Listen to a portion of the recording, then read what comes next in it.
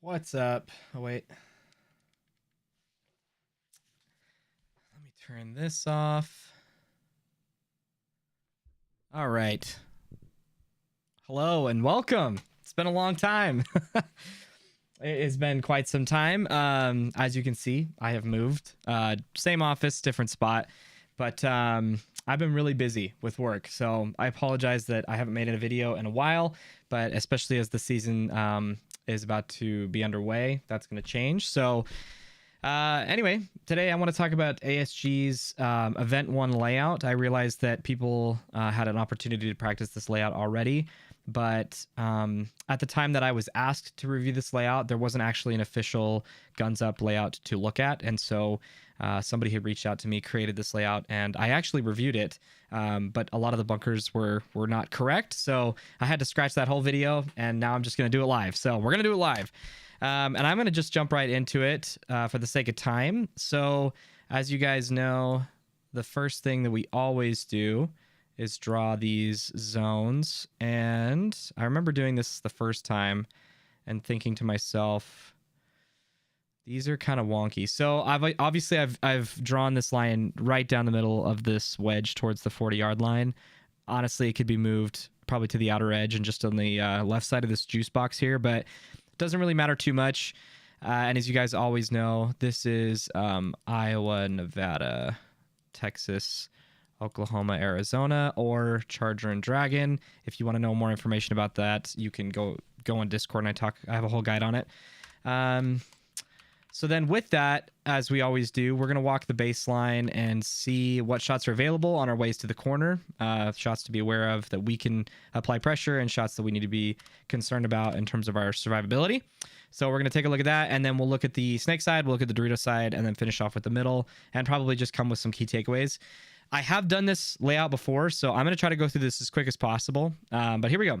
So the very first gap that I think is awesome that I imagine most teams will shoot through is this gap right here, which is essentially just this cross that we see happen in a lot of layouts where the number twos on either side shoot each other. I realize you can't see that very well, but so that's the first gap to be aware of. I would say that the snake is a bit more advantaged in this position than the Dorito runner, just because you really only have to like take a knee or one step away from the start box to have your paint streaming, whereas the Dorito player has to be shooting and running to try and hit you.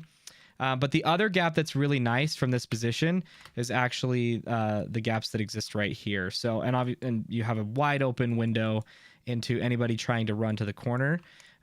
So that's good to know. And then as we come out even farther to the corner, obviously the same shot we have to be worried about, which is from the start box towards us on our way to the corner or even to the snake insert bunker. And then even more so again, the back center can really hone in on you if you're trying to make it to that corner. And then getting in here, it is a true tape. I should preface, I usually do before we start.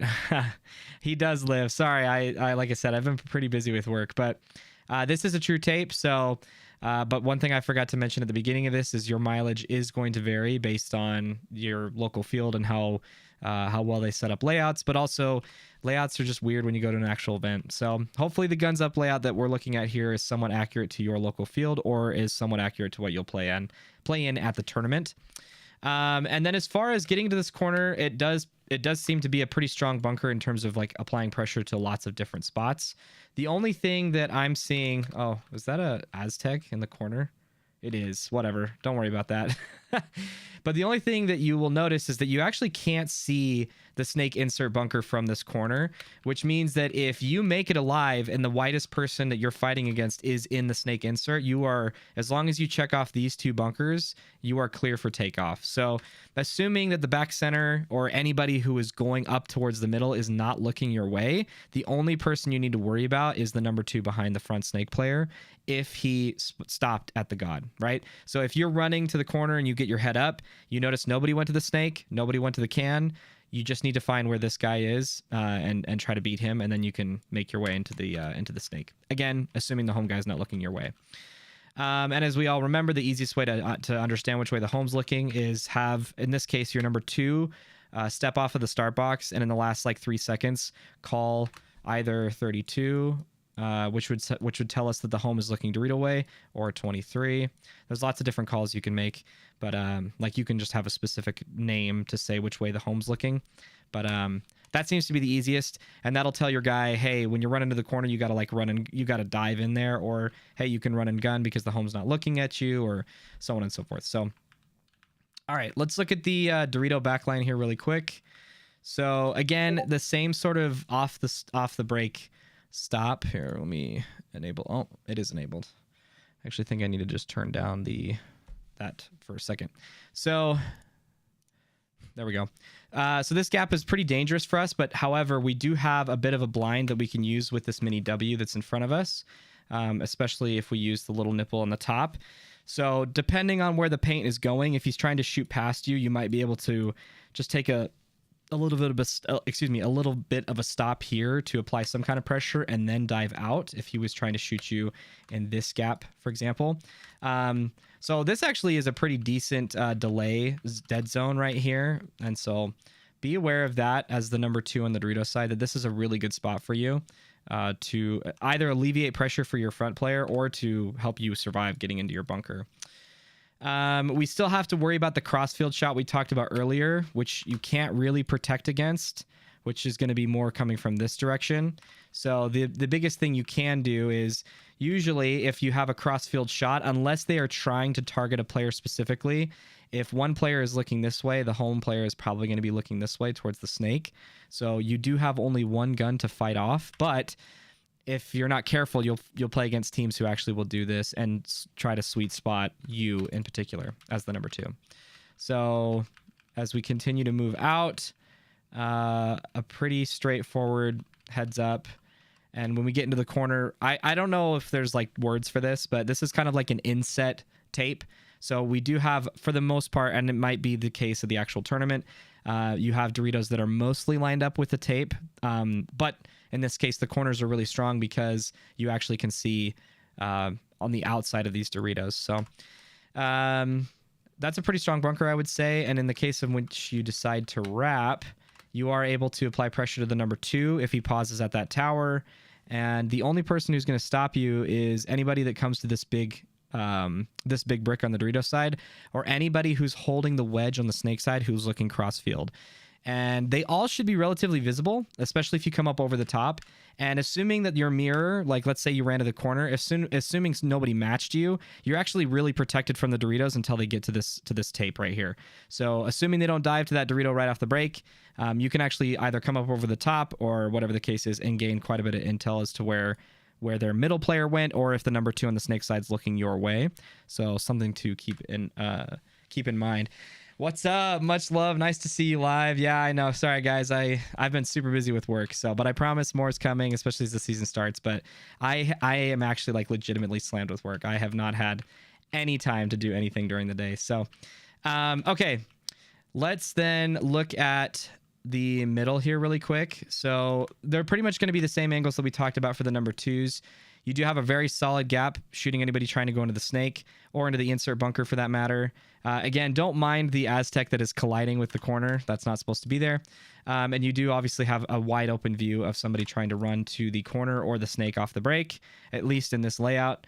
You do have a blind shot you could shoot over the top. And if you find that, especially if you're a tall back center and you're playing against teams, or you'll play against a team that likes to take this little dead zone crossfield shot on the snake side, you should absolutely be shooting paint over the top, even if it's just your first 3 balls. And then this is in the case that you're shooting snake side, right? You should put your first like 3 to 5 balls right here. Find out where that spot is on your local field and then just kind of adjust accordingly. But you can afford to shoot 3 to 5 before you either kick out to the corner or try to shoot somebody running to the snake. And then you obviously have this same shot we talked about from the number 2's perspective on the Dorito, where you do have somebody that you might have to battle who is going to be kind of delaying in this zone. I would say that you are in a much stronger position than they are. It is probably a lot easier for you to survive any pressure that's going to come from this person than vice versa. But if you are trying to shoot anybody coming quickly out to the Dorito side, I still think you should have this crossfield shot. This is the one that you should have in place to hedge against anybody trying to survive. And then in terms of like moving up the center, you have you know, that same shot cross field, except now you're closer, and a lot of variation using this wing. I don't think this is a hold bunker. Yeah, this isn't a bunker you would go to like hold anything, but it is a bunker that you could use to apply pressure to the middle, and then kind of you could option out either to the snake side if you got a tiger on the snake side, or you could option over to this brick if you saw that they either pulled up short or you killed somebody on the Dorito side, excuse me. So we'll talk about that a little bit more once we talk about the middle. All right, here we go. So let's look at the snake really quick. If we come out to this juice box, let's see. One thing that you'll note is that if we choose off the break, so let's say we don't even need to do that actually, but if we come to this bunker, look heads up, it's very straightforward. There's nothing really to say about this. I would imagine that you probably can see each other in the actual tournament, that this will be a much better line, but so be aware of that. Otherwise, it's pretty straightforward. You're trying to contain, where is the... Oh, well, there you go. That's the reason why that Aztec is there. So never mind that. This Aztec needs to be over here. So sorry, we're working with the user-made field, but we're gonna make it work. So in the case where, you know, you stop at the juice box, they pull up to either the insert bunker or the corner. It's very straightforward. You just have to, you know, make sure you contain them as best as you can. However, if you decide to delay in this dead zone and shoots towards snake, you have two options.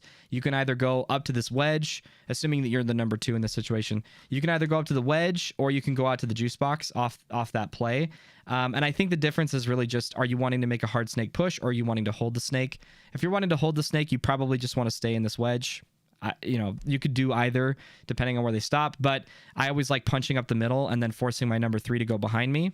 So in this example, it would be that, let's say the number 3 was here, you decided to play this move and go here, and your number 1 went to like the snake off break. If he lives and you are containing this way and you want to do a hard snake push, then this guy would just follow behind. So now you have a 3-man operation going on the snake side. There's obviously lots of variations of that. That's not the only thing you can do, but just be aware that play exists. If you go to the god, again, you would see an Aztec in front of you. Pretty straightforward, and you do have to fight the person behind him, and potentially the home if he's holding you. So in this case, you really have to just like own the guy in front of you, put in the guy behind him, and when you do that, you have to make sure there's no paint coming from the middle towards you, and at which point you could probably commit to this move. The biggest thing that's going to kill you, which I did talk about when I recorded this video, that nobody's seen, is that wedge is going to be a huge problem. So this wedge is, in my opinion, the strongest bunker on this field. So not only can you stop, I mean, you have a massive gap trying to get into the snake, you also have really good visibility into the corner, but you also have a very, very strong Dorito option if the Dorito side's getting pressured, which means that this bunker could be a very decent double up option off the break. So rather than doing any sort of like number 3 stays at home and number 2 plays in this gap, you could actually just send somebody there right off the break. They'd make it super easy, and then the other person would either play this gap behind him or really just play this spot, right? And then this person goes up afterwards. It's almost like World Cup last year, right? The middle was so strong, you usually wanted to send somebody up the middle right off the break. And then after, you know, the dust is settled within the first like 10 seconds of the point, then the number 3 behind him is just going to push up as well. And then you kind of cover both sides. So this bunker is going to be very, very hard to dig people out of.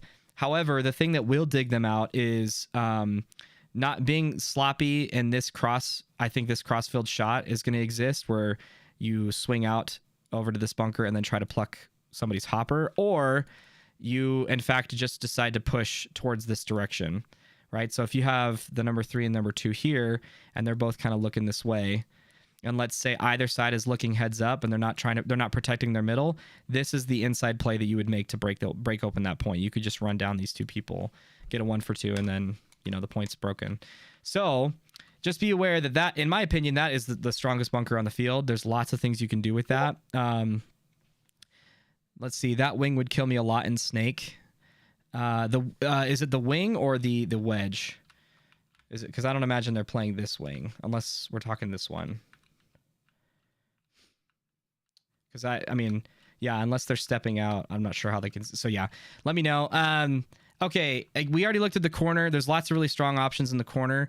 Another option you can do is if you are stuck, like let's say for example you're getting pressured let's say the widest player against you is in the Aztec that's here, and then you've got both the number 2 and the home looking your way.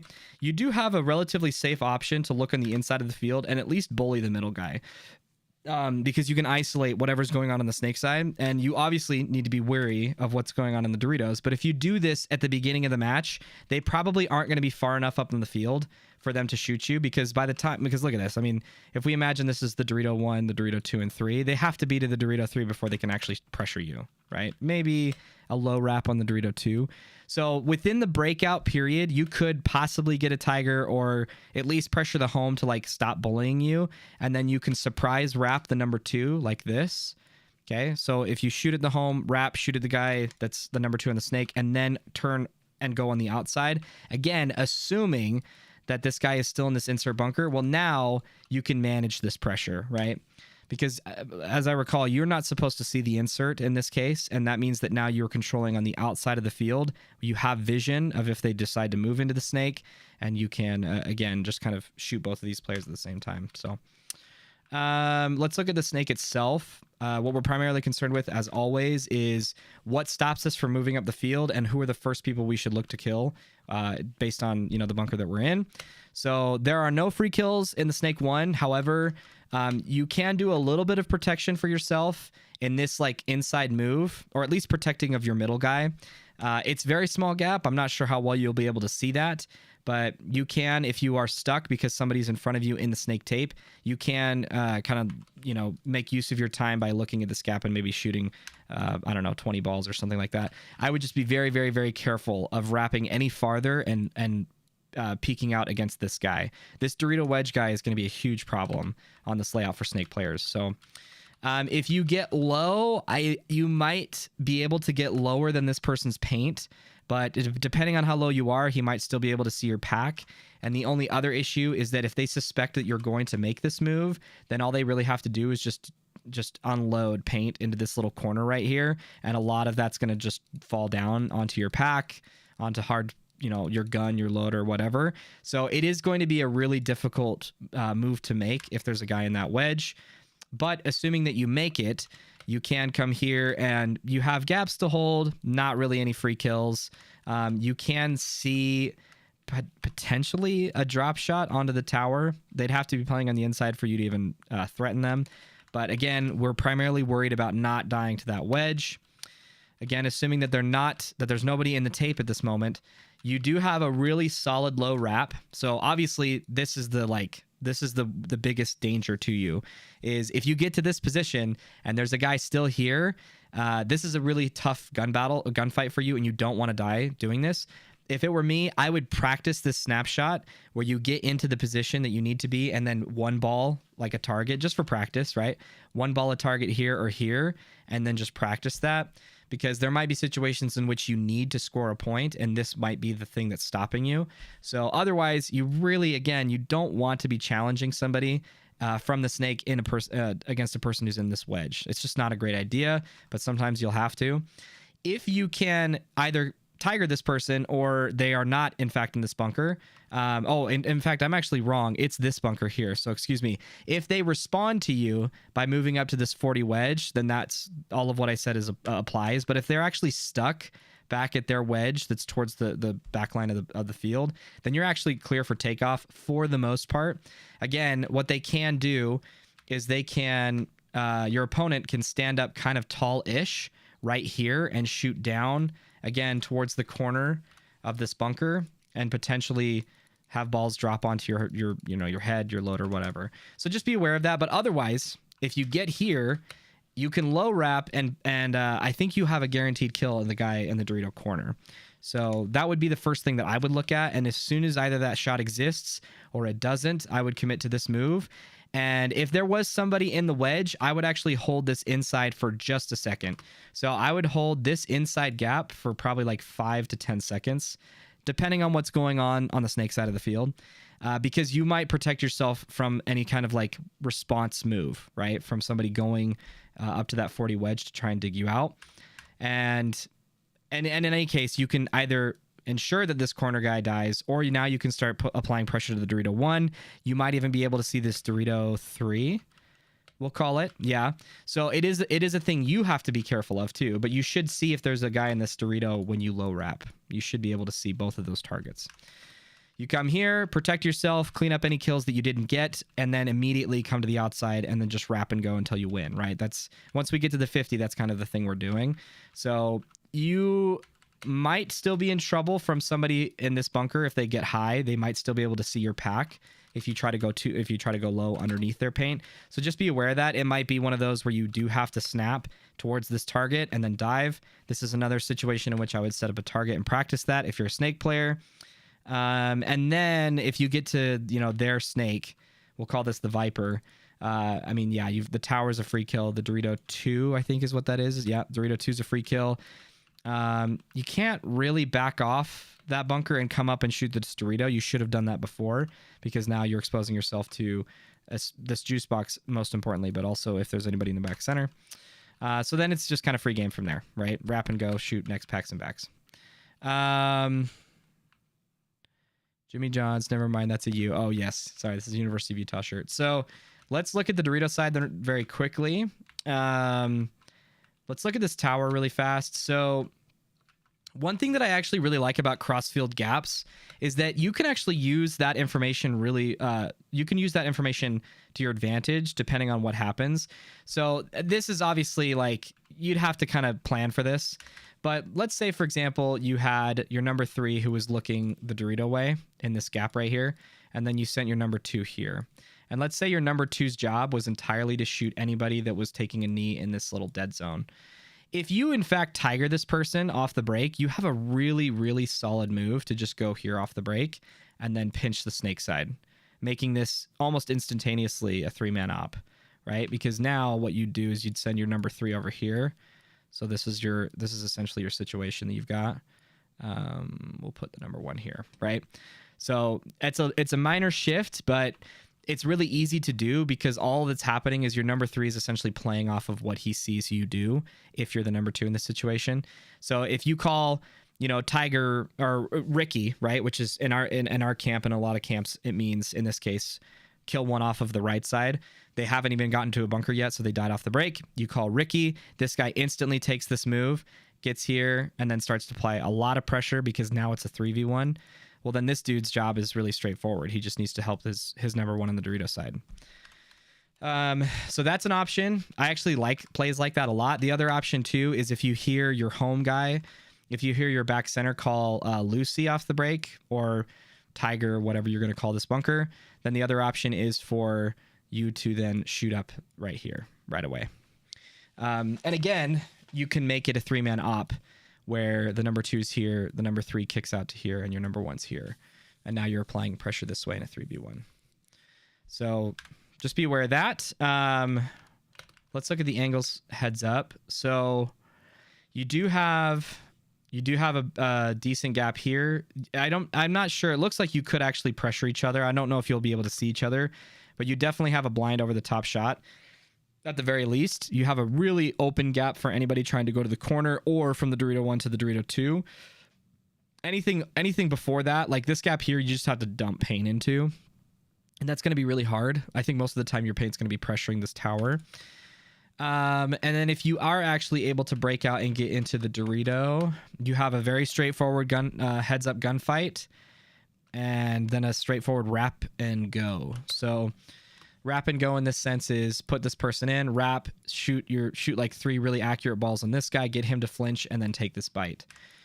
The challenge with that is going to be if they did that 2-man setup. So if they double stacked this bunker, the wedge on the snake side, and one of those people were looking your way, this would be a really, really hard situation to survive. To be fair, this is probably a tight enough gap that they might be able to react and shoot you. So for example, they might not actually have to hold a stream of paint and then just wait to see you move and then shoot, but it might be a tight enough gap at your local field that they will actually have to just be dumping paint into this to stop you. And in which case you just don't take the move, right? If you're fast enough, you might be able to make it, but just be aware of that. That's probably your biggest threat in this move right here. Is the straightforward heads up fight is not a problem. It's that first move you make. Now the nice thing is when you get to the tape, if they're not in the corner and they were in this heads up battle and this Dorito 1 with you, if you beat them and get here, assuming the person behind you is still holding their front Dorito player, you now have a very, very straightforward wrap and go, wrap and go, wrap and go. Because the only person, at least right now, that can see you is this tower. Because if we wrap further, I'm not sure. I would suspect that that wedge on the snake can't actually see you. He might be able to bounce some shots towards you, but depending on what those gaps look like at the event, I don't know if they'll be able to see you. They might, but if you get really low, I don't know if they will. And then as soon as you beat this dude, if there's nobody in the tape or in the corner, you can actually greed this move right here. Again, this is a situation where if they're double stacking this wedge, I don't think you can make this move. But if they are not, and you beat the guy, the number 2, you can take this bite. Pretty straightforward. I don't think it's actually the play to come to this mini Dorito if you don't have to, because as soon as you do, now you'll notice that you are visible to both their front Dorito player and the number 2 behind you, or behind them. And so I don't think that's the move. I think that little Dorito... I'm trying to think. Yeah, because even if you beat the number 1 and the number 2 and there was nobody looking cross field, I don't even think making this move is the play to come here. Because you do improve your position, but you don't really improve your survivability. And if they actually beat you and they get to the corner or they get to the tape, you're not in a great spot, in my opinion. So,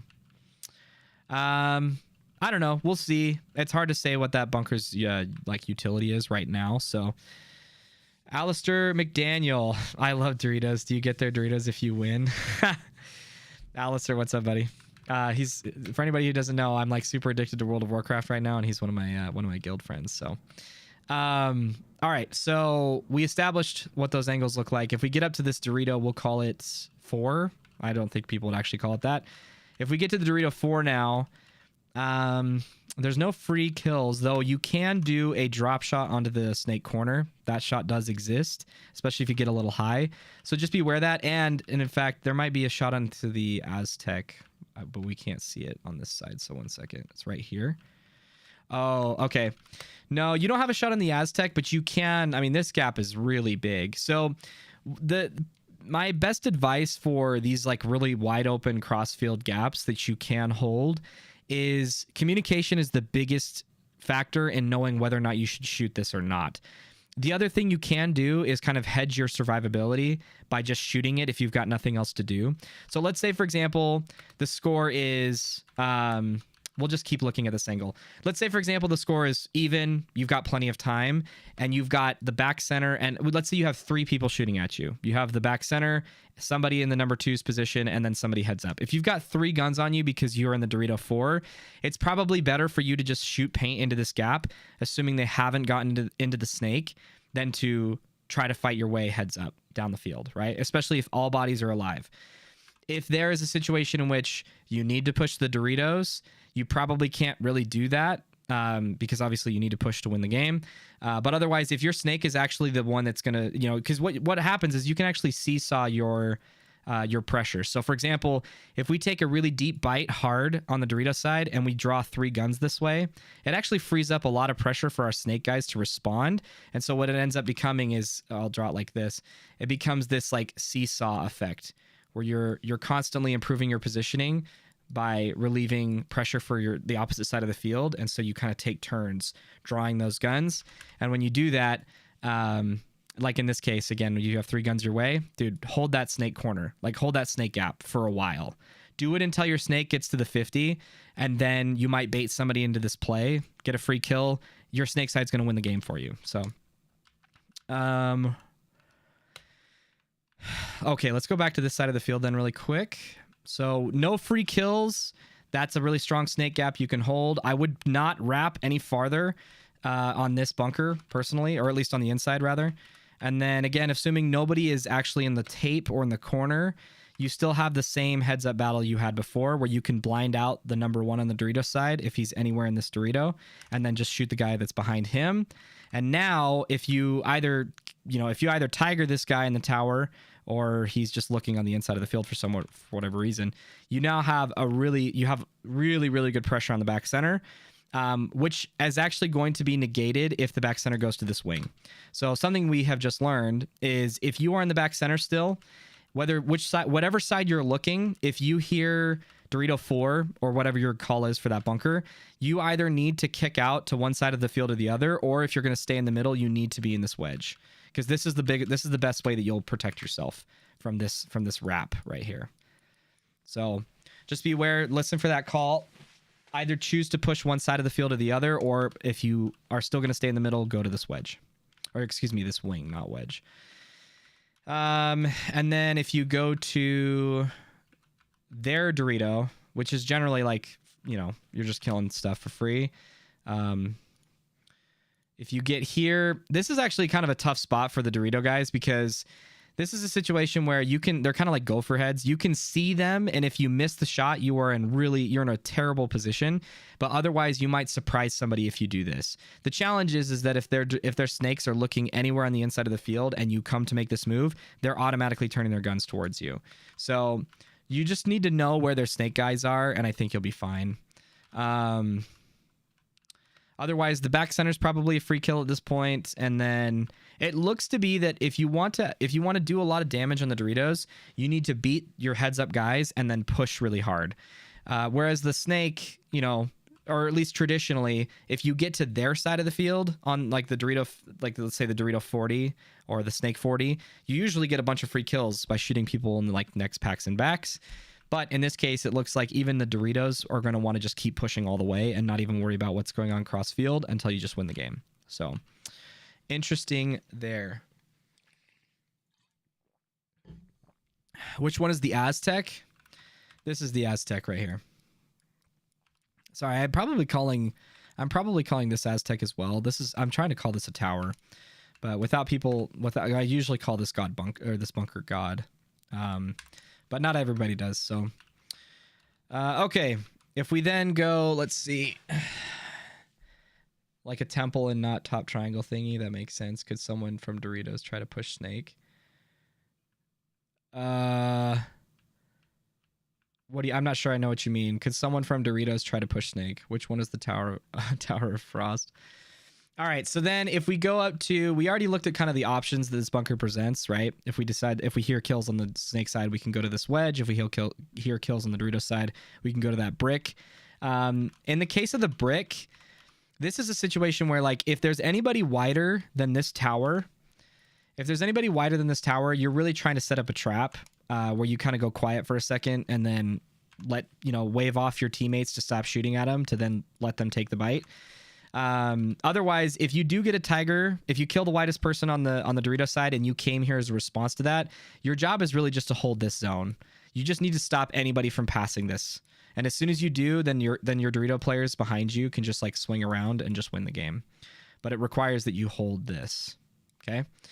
Otherwise, this bunker doesn't seem to be that great, because even if you were trying to set up traps on people, this is a really hard bunker to do that in.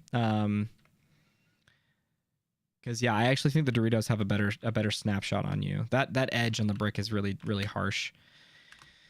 And then you do have like a surprise or a surprise hold you can have on the snake side of the field. I'm not sure how valuable that is.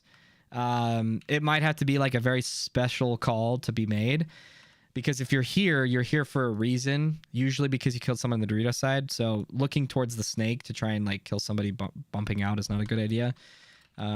Otherwise, if you decide to take an inside route, interestingly enough, you're actually really, really protected from anything that's going on the snake side of the field. So if you find that people, like, let's say you didn't kill anybody on the Dorito side and they were in that Dorito 1 still, that's right here. If they were still in this bunker and you were in this brick, I would actually probably look at the inside of the field for a second, see what's clear, because really the only people you have to worry about is this guy, maybe. Anybody who would like hard wrap up the middle here and the home looking at you, which is probably not going to happen. And then if you came here, now all of a sudden you have a really, really good trap. You have a super good trap on somebody who's going to go from the Dorito 1 to the Dorito 2. And there's nobody on the snake side who can see you. Even if there was somebody in the God, which is not where it's supposed to be, even if somebody was in the snake, they can't see you right now. So this is a really safe spot to do this in. And then if you hear that somebody decided to match you in the brick right here, you can just come and run them down on this inside route. So I actually think that is a great option bunker up the middle. And then if we look at the snake side here really quick, we already talked about this bunker. Very strong. If you are holding them in the snake, like let's say you're shooting this little shot we talked about, and you know that they've got past it, you have a couple of options. And I actually think really the only good one is to go up to this wedge that's in front of you, to go here. The challenge is like we talked about from the snake's perspective, if they make that move quickly, they can actually just protect themselves through this low wrap right here. And then you just run into their paint right away. So, and going out to this wing right here, this mini W is not good. You can't see anything going on in the snake. So that's not an option.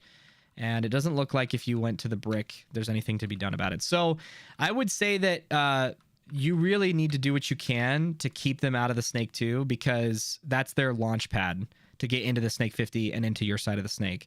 It's this bunker, not even this gap. It is really this bunker. So having some kind of presence in the snake corner or in the snake 1 is going to be pretty much your best defense against that. If they get past. So for example, don't let them get into the snake 2. If they get into the snake 2, you have to have somebody in the corner to stop them from getting into this mini wedge. That's like you have to do that. Otherwise, if you lose that wide guy, you kind of auto lose the game, because then they can just push down the snake side. If you get into the snake wedge now, then it's again the same sort of battle we talked about earlier. It's this gap and right here that you're concerned about. If they're in the snake 50, you do not want to be here. If they're already in this bunker, you're so free to them that unless they're really bad, I would not want to be in this situation, and I would probably backpedal to get here, just to be not only closer for a run down, but also you might just surprise them through that repositioning. So if there's anything cross, let's see. What is that bunker? That is a Dorito 2. I mean, you do have a shot on somebody who's going to try to make this move, but I don't think that's worth it. And you do have a shot against somebody who's kind of like slow wrapping on the inside of the field. You could pluck off their loader, shoot him in the face, whatever. I just don't think looking that way is probably a good idea. And then if we go up to this Aztec here, I just consider these two Aztecs in the middle of the field the stop gaps that you use to go run people down. So in my mind, it's this route or it's this route. So I wouldn't play those bunkers. I think the only one you probably could off the break or kind of off the break is this bunker looking Dorito way to bait somebody into this move, and that's kind of it. So let's recap and then we'll be done.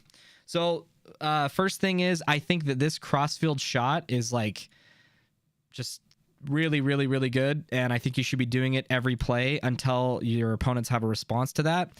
From your perspective, the response to that is to have your home guy shooting over the top in this gap, and then fanning out to shoot for the snake runner. So because he's already looking that way. So your number 3 is probably going to be shooting snake way most of the time. Your number 2 is probably going to be looking Dorito way.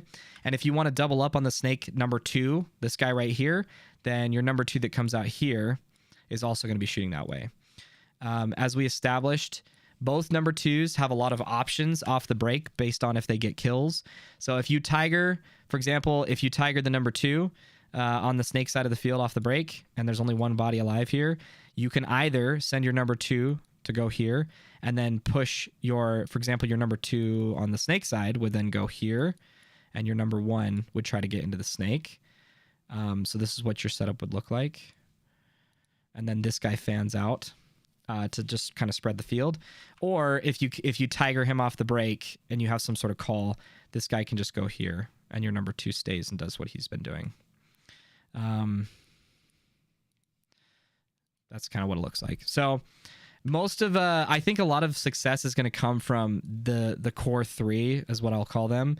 I think these core 3 in the back line, making sure that they know when you get either a kill on the right side or a kill on the left side, what that means for you, and reacting to it off the break, I think is going to what leads most teams to their success.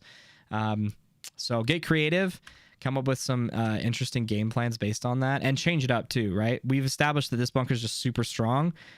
Practice double stacking it. Practice only sending one person. Practice sending the guy on the Dorito side there, and then the guy from the snake side, vice versa, whatever. And yeah, it looks like a pretty fun field. So let's see. This needed to be over here, but that's okay. So when do you hit someone with FFB? Wait, which one he uses Host? Is that? I bet that's Ian, dude. No, that's got to be Perp. It's got to be Perp. The whitest person. Glad to see Paintball lives again. Yeah, sorry. It's been a while, but we're back. We'll be more back as time goes on. Oh, no, there's Perp.